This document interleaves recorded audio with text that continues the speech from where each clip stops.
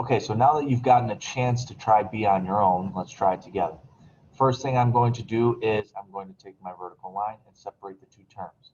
The reason why I do that is because when I rewrite it, it's very simple to understand where my plus sign goes. It goes right where the vertical line was when I separated my terms. Okay. Remember, I don't like a plus and a minus sign next to each other, so I like to close this out with parentheses, just so it looks neater. Okay. Now I'm going to rewrite this with the variable term in front because it looks way nicer and way easier to answer, in my opinion. Okay. Okay. Now that I have it all set up, I'm going to do my do undo. Okay. First thing that happens to this variable is multiplying by -4.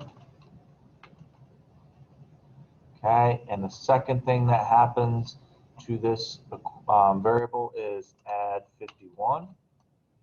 So to undo that, I'm going to go the opposite way, start from the bottom, and I'm going to subtract 51. And then after that, I'm going to divide by -4. Okay. Again, practice makes perfect on these. You guys will get so good at this that you might not even need the do-undo table to solve them eventually.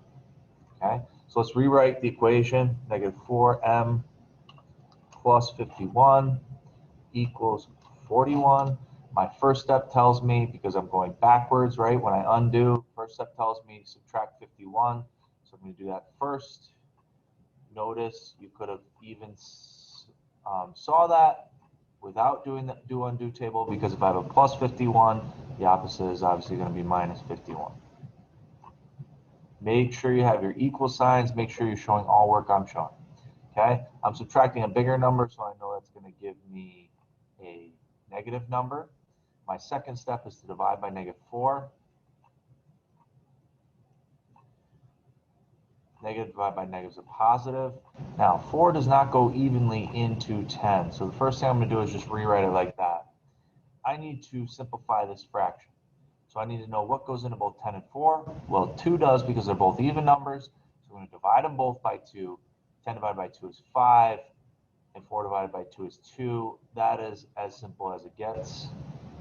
5 halves, or 5 over 2. So m equals 5 over 2. And that's the answer for that. Okay, go ahead and try C on your own. Good luck.